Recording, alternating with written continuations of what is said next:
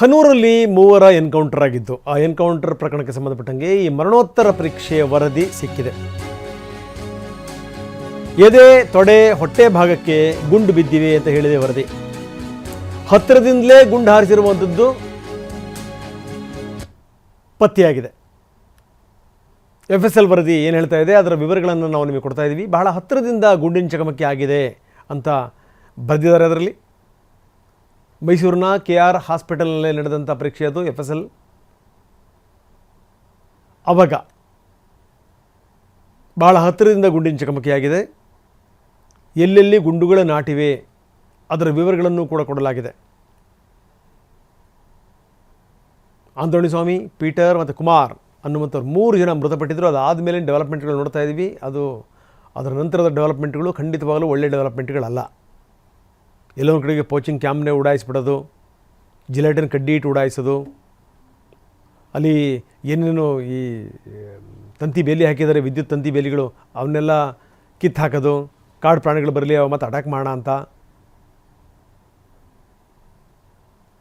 ಬನ್ನಿ, ನಮ್ಮ ಪ್ರತಿನಿಧಿ ಸೂರಜ್ ನಮ್ಮ ಜೊತೆಗೆ ಈಗ ಸಂಪರ್ಕದಲ್ಲಿದ್ದಾರೆ. ಸೂರಜ್, ಏನಿದು FSL ರಿಪೋರ್ಟ್ ಹೇಳ್ತಿರೋದು ನಾವು ನೋಡಿದ್ದೀವಿ. ಅಂದರೆ ಭಾಳ ಹತ್ತಿರದಿಂದಲೇ ಗುಂಡು ಹಾರಿಸಿದ್ದಾರೆ ಅಂತ FSL ರಿಪೋರ್ಟ್ ಹೇಳ್ತಾ ಇದೆ. ಹೆಚ್ಚಿನ ವಿವರ ಏನಿದೆ? ಖಂಡಿತ ರಂಗನಾಥ್, ಅರಣ್ಯ ಸಿಬ್ಬಂದಿಗಳಿಂದ 3 ಬೇಟೆಗಾರರ ಎನ್ಕೌಂಟರ್ ಪ್ರಕರಣಕ್ಕೆ ಸಂಬಂಧಪಟ್ಟಂತೆ ಸಾಕಷ್ಟು ಚರ್ಚೆ ಆಗ್ತಾ ಇದ್ದಂತ ವಿಚಾರ ಅಂತ ಹೇಳಿದ್ರೆ ಇದೊಂದು ಫೇಕ್ ಎನ್ಕೌಂಟರ್ ಅಂತ ಹೇಳ್ತಾ ಇದ್ರು ಯಾರು, ಅವ್ರ ಕುಟುಂಬಸ್ಥರು. ಆದ್ರೆ ಅರಣ್ಯಾಧಿಕಾರಿ ಹೇಳ್ತಾ ಇರುವಂತದ್ದು ಇಲ್ಲ, ಜೆನ್ಯೂನ್ ಆಗಿ ನಡೆಸಿರುವಂತಹ ಶೂಟೌಟ್ ಅಂತ ಹೇಳ್ತಾ ಇದ್ರು.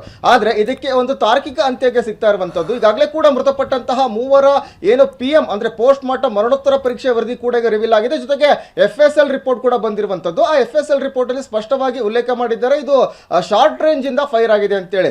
ಇನ್ನೊಂದು ಪ್ರಮುಖವಾದಂತ ಅಂಶ ಅಂತ ಹೇಳಿದ್ರೆ ಶಾರ್ಟ್ ರೇಂಜ್ ಇಂದ ಫೈರ್ ಅಂದ್ರೆ ಹತ್ತಿರದಿಂದ ಗುಂಡು ಹಾರಿಸಿದೆ ಅಂತ ಹೇಳ್ತಾ ಇದ್ದಾರೆ ನಿಜ. ಬಟ್ ಪ್ರತಿಯೊಂದು ಗನ್ನಿಗೂ ಕೂಡ ಅದರದ್ದೇ ಆದಂತ ರೇಂಜ್ ಇರುತ್ತೆ. ಉದಾಹರಣೆಗೆ SLR ಮತ್ತೆ 303 ಅಂತ ಏನು ಪೊಲೀಸ್ ಇಲಾಖೆ ಬಳಸ್ತಾರೆ ಆ ಗನ್ನ ರೇಂಜ್ ಬಂದ್ಬಿಟ್ಟು 300 ಮೀಟರ್ ಆಗಿರುತ್ತೆ. ಆ 300 ಮೀಟರ್ ಒಳಗಡೆ ಎಲ್ಲೇ ಒಬ್ಬ ವ್ಯಕ್ತಿಗೆ ಗುಂಡು ತಗಲಿದ್ದೆ ಆದಲ್ಲಿ ಅದನ್ನ ಶಾರ್ಟ್ ರೇಂಜ್ ಅಂತ ಕರೀತಾರೆ.